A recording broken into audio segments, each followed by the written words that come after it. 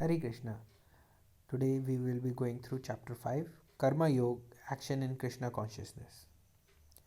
Arjun said, O Krishna, first of all, you asked me to renounce work, and then again you recommend work with devotion. Now, will you kindly tell me definitely which of the two is more beneficial? The personality of Godhead replied, the renunciation of work and work in devotion are both good for liberation. But of the two, work in devotional service is better than renunciation of work. One who neither hates nor desires the fruits of his activities is known to be always renounced. Such a person, free from all dualities, easily overcomes material bondage and is completely liberated.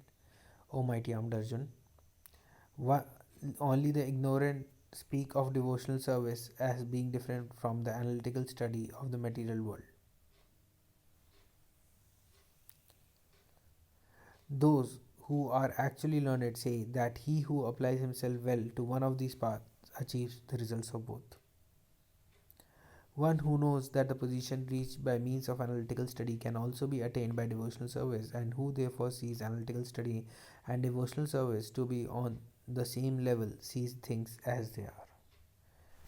Merely renouncing all activities yet not engaging in the devotional service of the Lord cannot make one happy. But a thoughtful person engaged in devotional service can achieve the supreme without delay. One who works in devotion, who is a pure soul, and who controls his mind and senses is dear to everyone, and everyone is dear to him. Though always working, such a man is never entangled.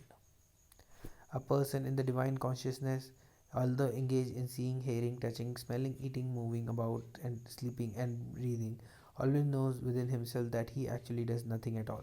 Because while speaking, evacuating, receiving, or opening or closing his eyes, he always knows that only the material senses are engaged with their objects and that he is aloof from them.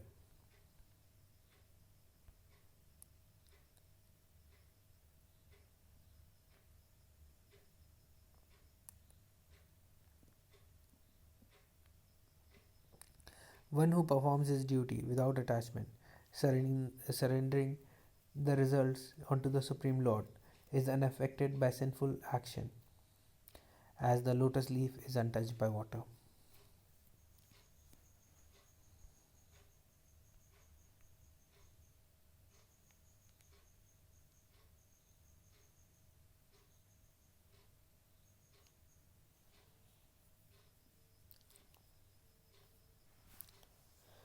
The yogis, abandoning attachment, act with body, mind, intelligence, and even with the senses, only for the purpose of purification. The steadily devoted soul attains unadulterated peace because he offers the results of all activities to me. Whereas a person who is not in union with the divine, who is greedy for the fruits of his labor, becomes entangled. When the embodied living being controls his nature and mentally renounces all actions, he resides happily in the city of nine gates, neither working nor causing work to be done.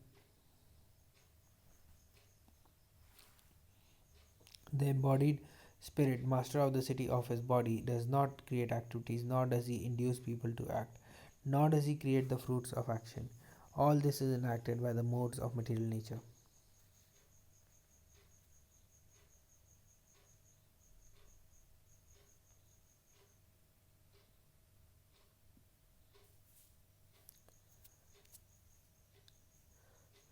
Nor does the Supreme Lord assume anyone's sinful or pious activities. Embodied beings, however, are bewildered because of the ignorance which covers their real knowledge.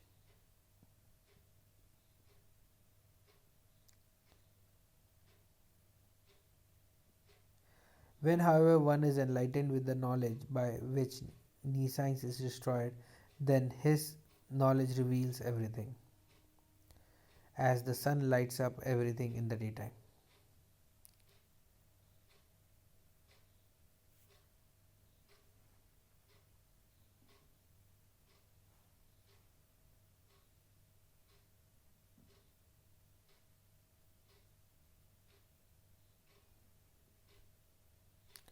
When one's intelligence, mind, faith, and refuge are all fixed in the Supreme, then one becomes fully cleansed of misgivings through complete knowledge and thus proceeds straight on the path of liberation. The humble sages, by virtue of true knowledge, see with equal vision a learned and gentle Brahmana, a cow and elephant, a dog and dog eater. Those whose minds are established in sameness and equanimity have already conquered the conditions of birth and death. They are flawless like Brahman, and thus they are already situated in Brahman. A person who neither rejoices upon achieving something pleasant nor laments upon obtaining something unpleasant, who is self intelligent and who is unbewildered, and who knows the signs of God, is already situated in transcendence.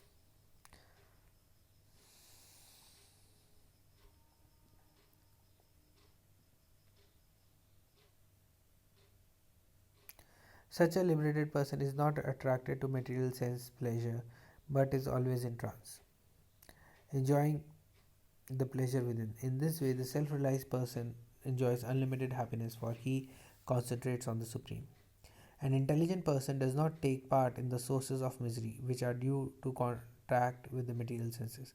O son of Kunti, such pleasures have a beginning and an end, and so the wise man does not delight in them.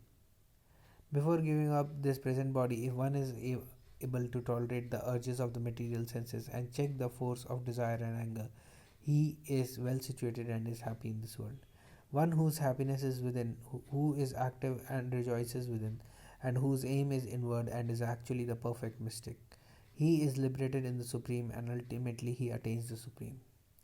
Those who are beyond the dualities that arise from doubts, whose minds are engaged within, who are always busy working for the welfare of all living beings, and who are free from all sins, achieve liberation in the Supreme.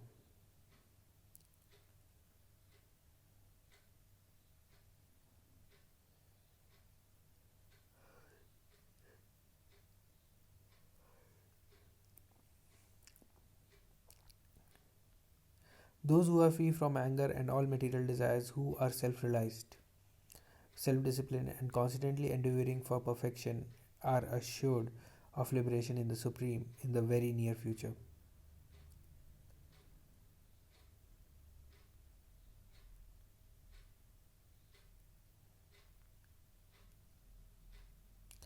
Shutting out all external sense objects, keeping the eyes and vision concentrated between the two eyebrows, suspending the inward and outward breath within the nostrils, and thus controlling the mind, senses, and intelligence, the transcendentalist aiming at liberation becomes free from desire, fear, and anger. One who is always in this state is certainly liberated. A person in full consciousness of me.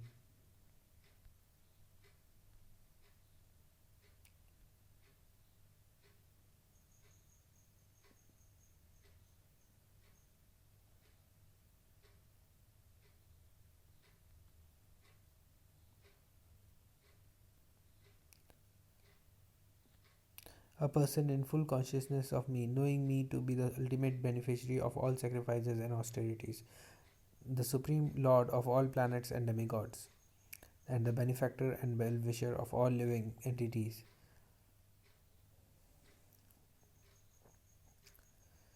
attains peace from the pangs of material miseries. Hare Krishna.